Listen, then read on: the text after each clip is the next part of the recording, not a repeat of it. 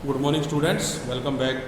बेटे हम करते हैं आज second lecture states of matter का, लेक्चर 2।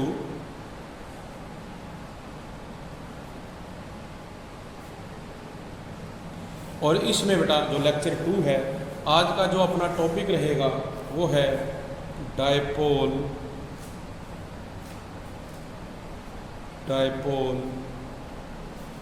फोर्सेस।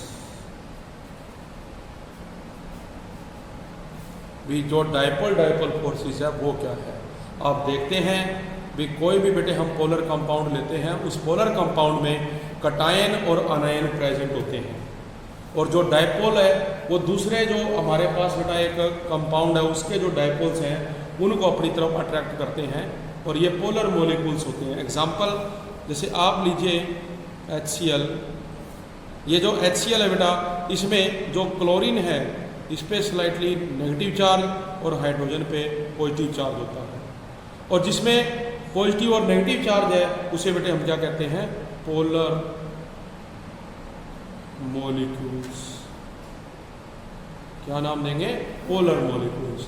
तो अब जो ये पोलर मॉलिक्यूल है उसकी बेटा क्या होगी, आपस में इंटरेक्शन होती है। ठीक है, तो पोलर मॉलिक्यूल जो है बेटे इनमें क्या है, परमानेंट जो है डायपोल प्रेजेंट होता है। तो एक पे जो डायपोल है वो दूसरे को क्या करता है, अपनी तरफ अट्रैक्ट करेगा। इसको हम इसके अंदर बताएंगे। एग्जाम्पल जैसे मैं अगर बात करूं बेटे, आप देख रहे हो ये हमारे पास कोई एक एटम है जिसमें बेटे HCl है, यहाँ पे क्या है नेगेटिव, इस पे क्या है पॉजिटिव। इसी तरह से आप क्या करेंगे, एक दूसरा एटम लेते हैं, इसमें भी क्या है HCl, ये क्या है पॉजिटिव और ये क्या है नेगेटिव। अब आप देखें भी ये नेगेटिव है बेटा, ये पॉजिटिव है, इनके बीच में क्या होएगा, इंड्यूस होएगा। सेम इसी तरह से आप अगला एक एटम लेते हैं, इसके अंदर भी क्या होगा H, और बेटा ये क्या होएगा Cl।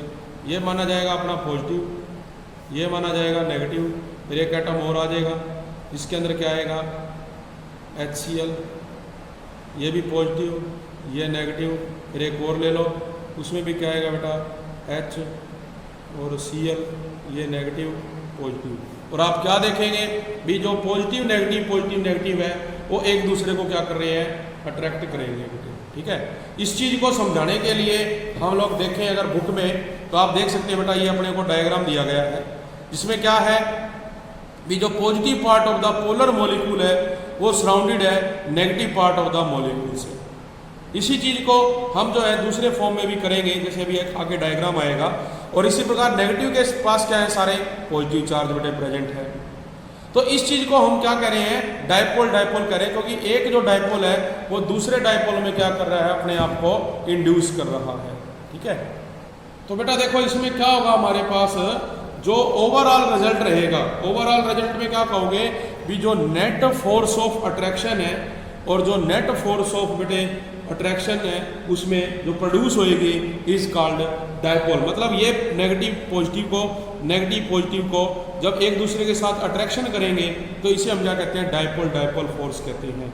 ठीक है, और इसमें क्या होता है ये याद रखना भी जो ये डायपोल फोर्स है बेटे, एक बार तो ये क्या होता है, प्रोपोर्शनल माना जाता है 1/r⁴, और एक अगर हम केस में मानते हैं r⁶। मीन्स ये होगा भी जो हमारे पास डायपोल इंटरेक्शन एनर्जी है बिटवीन स्टेशनरी, भी ये जो हमारे पास प्रोपोर्शनलिटी होगी ये किस केस में होगी, जब स्टेशनरी है मॉलिक्यूल। और ये प्रोपोर्शनलिटी कब आएगी, जब रोटेटिंग मॉलिक्यूल है। कौन सा है, रोटेटिंग मॉलिक्यूल में हमारे पास ये रिजल्ट रहेगा। तो due to addition of these two forces, जब हम इन फोर्स को बेटा क्या करेंगे, ऐड करेंगे, तो जो टोटल इंटरमोलिकुलर फोर्स है इन पोलर मॉलिक्यूल वो इंक्रीज करेगा। मतलब पहले वो अलग था, जब आप उनको जोड़ रहे हो तो जो इंटरमोलिकुलर फोर्स है दोनों का टोटल वो बेटे क्या कर जाएगा, आपका इंक्रीज कर जाएगा। ठीक है, तो इसको हम क्या कहते हैं, डायपोल फोर्स कहेंगे। एक बेटा अपने पास जो आ जाता है वो है आयन डायपोल फोर्सेस।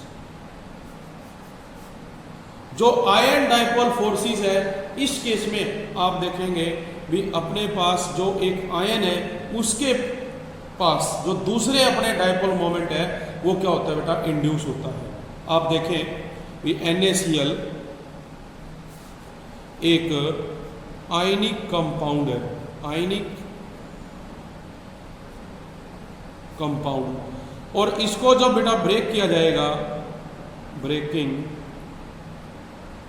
तो अपने को सोडियम आयन और क्लोराइड आयन मिलता है। इसको हम क्या कहते हैं, कटायन, और इसको आप क्या कहते हो, अनायन। ठीक है, और हम इसको किस में डालते हैं, एक polar molecule, water is a polar molecule in which NaCl is dissolved, इसको हम क्या करेंगे, NaCl को डिजोल्व करेंगे। तो जब बेटे वाटर आप देख रहे हो, वाटर को भी अगर हम राइट डाउन करें तो वाटर में आप देखेंगे हमारे पास जो कि एक पोलर मॉलिक्यूल है, इसको बेटे हम ऐसे लिखते हैं, जो वाटर का स्ट्रक्चर है। हाइड्रोजन पे क्या होता है, पॉजिटिव चार्ज, इस हाइड्रोजन पे भी पॉजिटिव चार्ज, जबकि ऑक्सीजन पे क्या होता है, नेगेटिव चार्ज। तो जब आप इस वाटर में NaCl को डिसोल्व करेंगे तो हमारे पास क्या आएगा, जो अपोजिट चार्ज है वो एक दूसरे को अट्रैक्ट करेंगे। और हम जो बात कर रहे हैं आयन डाइपोल इंड्यूस की, तो आप देखो क्या बनेगा कि जैसे अगर आप मान लीजिए क्या लेंगे बेटे, सोडियम आयन, तो इस सोडियम आयन की तरफ आप देखोगे भी जो ऑक्सीजन है वो अट्रैक्ट होगा,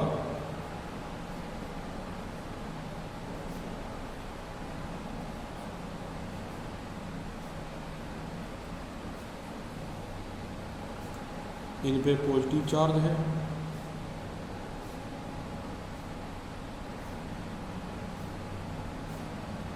तो देखो पॉजिटिव के पास ऑक्सीजन आ रही है, इस पे क्या है बेटा, नेगेटिव चार्ज। और इसी प्रकार से अगर हम क्या करते हैं, क्लोराइड आयन लेते हैं, क्लोराइड आयन, तो हमारे पास जो स्ट्रक्चर है बेटा वो अब ऐसे हो जाएगा।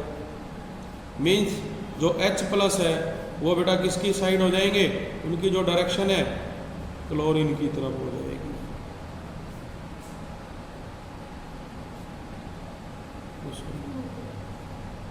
H तो आप देखेंगे भी सोडियम की तरफ तो बेटा ऑक्सीजन आ गया और क्लोरीन की साइड क्या हो गया, हाइड्रोजन आ गया। तो जो आयंस थे वो क्या हो गए, इंड्यूस हो गए डाइपोल की तरफ, कौन से, अपोजिट डाइपोल की तरफ। तो इसको हम आयन डाइपोल जो है इंड्यूस डाइपोल में बेटा नाम दे देते हैं इसके अंदर। ठीक है, तो ये चीज़ आपने करी।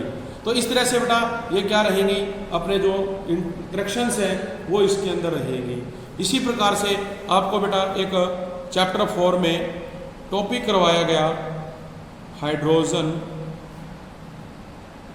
बॉन्डिंग। ठीक है, हाइड्रोजन बॉन्डिंग करवाई गई थी, जिसमें आप क्या देखते हैं भी हमारे पास जो कंपाउंड होता है उसमें जो इलेक्ट्रोनेगेटिव एटम है वो हाइड्रोजन के साथ क्या है, बॉन्डिंग करता है। ठीक है, तो आप देखेंगे जैसे अपने पास क्या है, HF है, इसी तरह से अपने पास बेटा क्या है, वाटर है, आपके पास क्या है, अमोनिया। इनमें जो फ्लोरीन है, ऑक्सीजन है, नाइट्रोजन है, ये इलेक्ट्रोनेगेटिव एटम होते हैं, जो किन के साथ जुड़े हुए हैं, हाइड्रोजन के साथ जुड़े हुए हैं। ठीक है, आप देखते हैं अभी जो बर्फ है, पानी से बर्फ बनती है, आइस बनती है, उसमें बेटा क्या है, इंटरमोलिकुलर हाइड्रोजन बॉन्डिंग प्रेजेंट होती है, जिसके कारण वो आइस में कन्वर्ट होती है। अगर हम हाइड्रोजन बॉन्डिंग की बात करेंगे तो बेटा ये 2 टाइप्स की है, 2 टाइप्स हम स्टडी कर चुके हैं चैप्टर 4 में। First one is intermolecular hydrogen bonding, जिसमें अगर हम बात करें HF की तो इनके बीच में आपस में क्या होता है बेटा, बॉन्ड बनता है। अगर हम बात करें किसकी, वाटर की, सेकंड एग्जांपल H2O, H2O को हम लिखेंगे HOH, HOH, HOH, तो इनके बीच में देखो बेटा ये बॉन्डिंग टेक प्लेस करती है, चलता जाएगा। नेक्स्ट एग्जांपल अगर आप लेते हो किसका, अमोनिया का, NH3 का, तो अमोनिया में देखो नाइट्रोजन के पास 3 हाइड्रोजन है बेटे, ये लोन पेयर है। इस नाइट्रोजन के पास 3 हाइड्रोजन है, लोन पेयर है। इसके पास 3 हाइड्रोजन, लोन पेयर। तो ये यहाँ पे बॉन्डिंग करेगा, ये भी आगे से आगे चलता जाएगा। इसी प्रकार से हमारे पास बेटे अल्कोहल जो होता है, अल्कोहल में भी बॉन्डिंग जो है टेक प्लेस करेगी। तो इसको हम क्या नाम देते हैं? इंटरमोलिकुलर हाइड्रोजन बॉन्डिंग का नाम देते हैं। जबकि दूसरा जो हमारे पास था बेटा वो है इंट्रामोलिकुलर। जो सेकंड आपको टाइप बताया गया वो था इंट्रामोलिकुलर हाइड्रोजन बॉन्डिंग। और इसमें कहा गया था भी हमारे पास किसी एक मॉलिक्यूल में 2 आपके पास बेटे ऐसे ग्रुप जुड़े होते हैं जिनमें इलेक्ट्रोनेगेटिव एटम प्रेजेंट है, जो आपस में क्या करते हैं? बॉन्डिंग करते हैं। एग्जाम्पल की अगर बात की जाए तो आप देखते हैं भी जो ये बेंजीन रिंग है, इस पे हम बेटा क्या ले रहे हैं? नाइट्रोजन डाइऑक्साइड ले रहे हैं, N डबल बॉन्ड O, ये कोऑर्डिनेट बॉन्ड बना रहा है। इस पोजीशन पे क्या है? OH। तो इस ऑक्सीजन और हाइड्रोजन में क्या होगी? बॉन्डिंग टेक प्लेस करेगी। तो इसे हम क्या नाम देते हैं? इंट्रामोलिकुलर हाइड्रोजन बॉन्डिंग का। तो बात आ जाए भी nature and strength of the hydrogen bond. बात आ जाती है nature and strength of hydrogen bond. भी जो हाइड्रोजन बॉन्ड बना उसका नेचर कैसा है और वो बॉन्ड में कितना स्ट्रॉन्ग है, उसकी बात की जाए तो ये डिफिकल्ट है। It is difficult to ascertain the exact nature of hydrogen bond. भी जो एग्जैक्ट जो हमारे पास नेचर है हाइड्रोजन बॉन्ड का वो बताना हमारे लिए मुश्किल है। This bond is a class in itself. अपने आप में एक ये बॉन्ड होता है और इट अराइजेज, ये कैसे बनता है बेटे? हमने पढ़ा भी जो इलेक्ट्रोस्टैटिक फोर्स ऑफ अट्रैक्शन होती है between positive pole of one atom to the negative pole of the other atom, इनके बीच में आपस में बॉन्डिंग होने के कारण ऐसा होता है। ठीक है।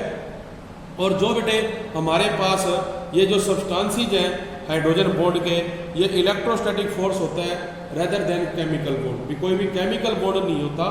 तो इसलिए हम कहेंगे कि जो स्ट्रेंथ ऑफ हाइड्रोजन बॉन्ड है वो डिपेंड करेगी किस पे? Pole strength at the hydrogen atom. जो पोल स्ट्रेंथ होती है हाइड्रोजन एटम की और जो इलेक्ट्रोनेगेटिव एटम है उसकी, मतलब इन दोनों के बीच में जो डिस्टेंस है, तो जो स्ट्रेंथ ऑफ हाइड्रोजन बॉन्ड है वो वेरी करती है 10 to 40 किलो पर joule. Bond strength very between 10 kilo joule जो हमारे पास है बेटा टू 40 किलो जूल। इसके बीच में क्या करती है ये बॉन्ड स्ट्रेंथ वेरी करती है। तो हम कह सकते हैं भी जो स्ट्रेंथ ऑफ हाइड्रोजन बॉन्ड है is in the following order. जो ऑर्डर है बेटा इसका, वो ऑर्डर कौन सा रहेगा? आप कह सकते हैं नाइट्रोजन हाइड्रोजन जो हमारे पास बॉन्डिंग है, ये इससे ग्रेटर कौन होती है? जो ऑक्सीजन हाइड्रोजन, ऑक्सीजन के बीच में बॉन्डिंग है, इससे ग्रेटर कौन है? Fluorine hydrogen bonding. मतलब ये हमारे पास क्या है? नाइट्रोजन हाइड्रोजन में जो बॉन्डिंग हो रही है इससे जो ऑक्सीजन हाइड्रोजन में हो रही है वो ग्रेटर है, और इससे जो फ्लोरीन हाइड्रोजन में हो रही है वो ग्रेटर है। बिकॉज इसमें जो फ्लोरीन है वो मोस्ट इलेक्ट्रोनेगेटिव है, फिर ऑक्सीजन का नंबर आता है और फिर बेटे नाइट्रोजन का नंबर आता है। ठीक है। तो इसके बेस पे हमें क्या पता चला भी ऐसा क्यों हुआ? Because of electronegativities. जो इलेक्ट्रोनेगेटिविटी है नाइट्रोजन से ग्रेटर ऑक्सीजन, इससे ग्रेटर फ्लोरीन, ये ऑर्डर आपके पास रहेगा। तो हमने ये याद रखना है भी कोई भी individual molecule do not loss their identity, अपनी आइडेंटिटी लॉस नहीं करता because of hydrogen bonding. Hydrogen bonding के कारण, दिस इज बिकॉज जो हाइड्रोजन बॉन्ड है ये वीक है and they can be readily rupture. जैसे ये रप्चर हो जाता है बेटा, रप्चरिंग हो जाती है इसकी। इसकी जो डिटेल है वो हम 4th चैप्टर में कर चुके हैं। इसी में अगर अब बात की जाए बेटा, एक आ जाता है थर्मल एनर्जी, जो हमारे पास पॉइंट है थर्मल नाम से पता चल रहा है बेटे भी हमारे पास कोई भी कंपाउंड है, उसको हम तोड़ना चाहते हैं, ब्रेकिंग करना चाहते हैं, तो हमें कितनी एनर्जी देनी पड़ती है, वो क्या कहलाएगी, थर्मल एनर्जी। तो जो ये एनर्जी ऑफ ए बॉडी है produce from motion of its atom or molecule is called thermal energy. क्या डेफिनेशन दोगे, the energy of a body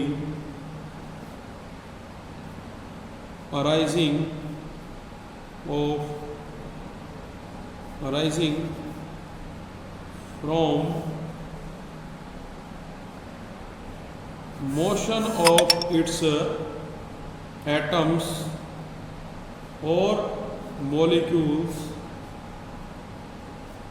ठीक है, is called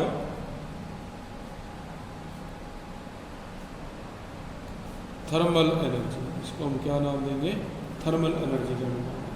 तो बेटे अलग अलग जो है बॉन्ड होते हैं, अलग अलग जो पार्टिकल होते हैं, उनके अंदर जो मूवमेंट होएगी, जो मोशन होगा, उसके बेस पे हम देखते हैं कि उनकी कितनी है। आप लोग एग्जांपल देखें भी, हम एक बर्तन में बेटे पानी को बॉईल करने के लिए रखते हैं, तो आप देखते हैं भी जो उसका बॉटम है उससे छोटी छोटी जो एयर ड्रॉप्स हैं वो ऊपर वाले सरफेस पे आती है धीरे धीरे, लेकिन जैसे जैसे उसका टेम्परेचर बढ़ने लग जाएगा, जैसे जैसे उसकी थर्मल एनर्जी ज़्यादा होगी, उन पार्टिकल की स्पीड क्या होती है, बढ़ जाती है, और पानी क्या करता है, बॉयल करना शुरू कर देता है। तो ये जो मूवमेंट ऑफ द पार्टिकल्स है, एटम है, या जो मॉलिक्यूल्स ऑफ द सब्सटेंस है, इसको हम क्या कहते हैं, थर्मल मोशन देंगे। क्या नाम देंगे बेटा, थर्मल मोशन। मेरी बात समझ में आई? तो ये हमारे पास था बेटा थर्मल एनर्जी के बारे में। तो इसके बेस पे हमारे पास जो बेसिक टॉपिक्स है बेटा वो आपने देखे इस चैप्टर के।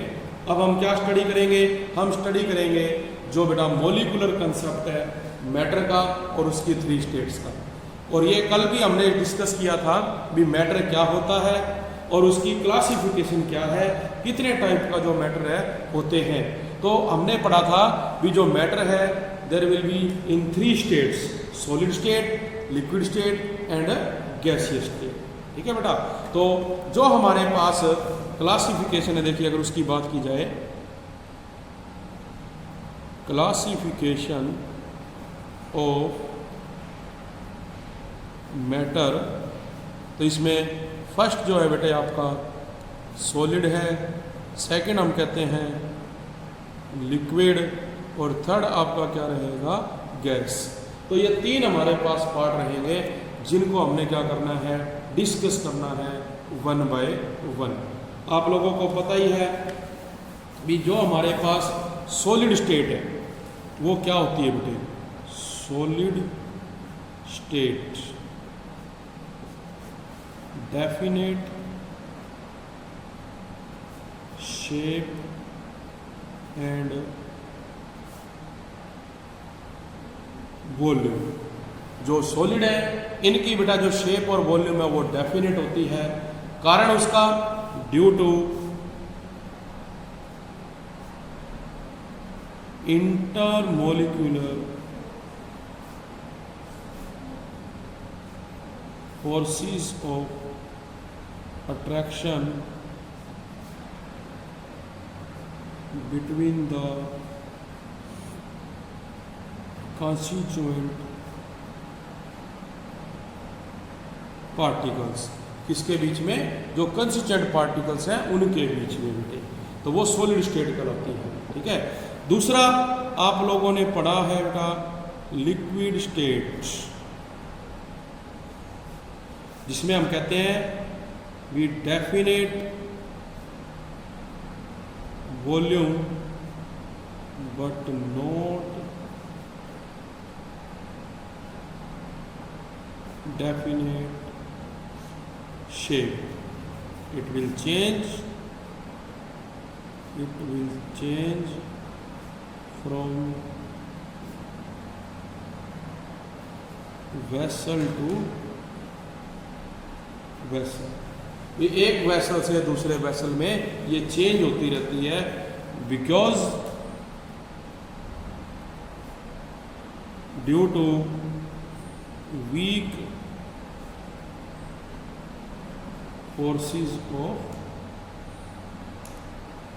अट्रैक्शन, क्योंकि इसके पार्टिकल्स के बीच में बेटा जो फोर्स ऑफ अट्रैक्शन है वो क्या होती है, वीक होती है। और थर्ड की अगर बात की जाए जो क्या है बेटा, gaseous state, neither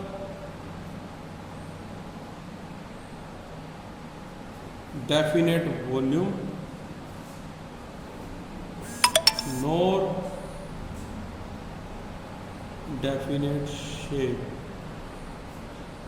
but it will move from one place to another place। इनके बीच में ना तो डेफिनेट शेप है ना डेफिनेट वॉल्यूम है, लेकिन बेटा ये एक जगह से दूसरी जगह पे आसानी से पहुंच जाती है, बिकॉज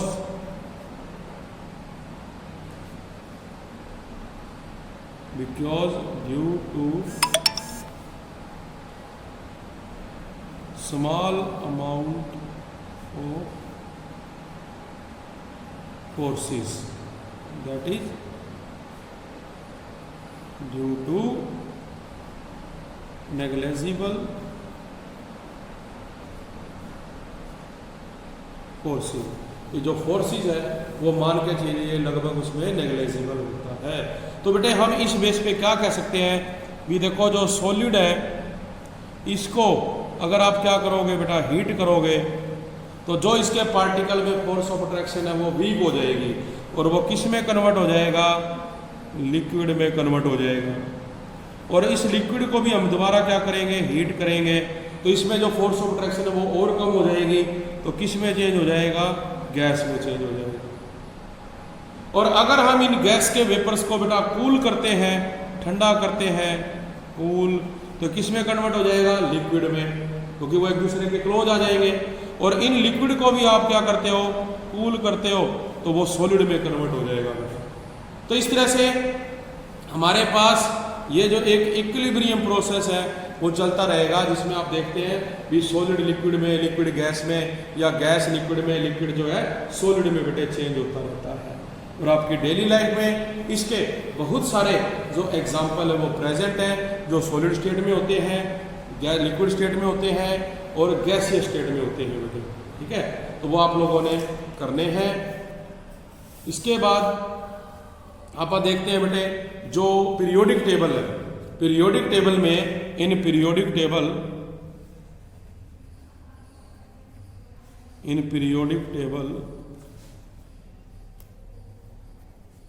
ग्रुप नंबर 18 इज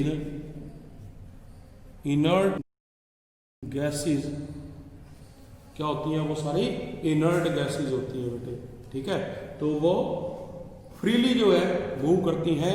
हमारे नेचर में भी बेटे बहुत सारी गैसेस पाई जाती हैं। आप देखते हैं 78% जो गैस है कौन सी, नाइट्रोजन अपने एटमॉस्फेयर में। आफ्टर दैट जो ऑक्सीजन है उसका नंबर आता है। और जब हम डिस्टिलेशन करते हैं, on distillation nitrogen gas is firstly distils over. सबसे पहले जो नाइट्रोजन गैस है ये डिस्टिल होकर बाहर आएगी, उसके बाद कौन सी आएगी, जो ऑक्सीजन गैस है। आगे मेरी बात समझ में। तो ये टॉपिक तो था जो इसमें आपने करना है। नेक्स्ट हम बेटे करेंगे कल। आज के लिए थैंक यू वेरी मच।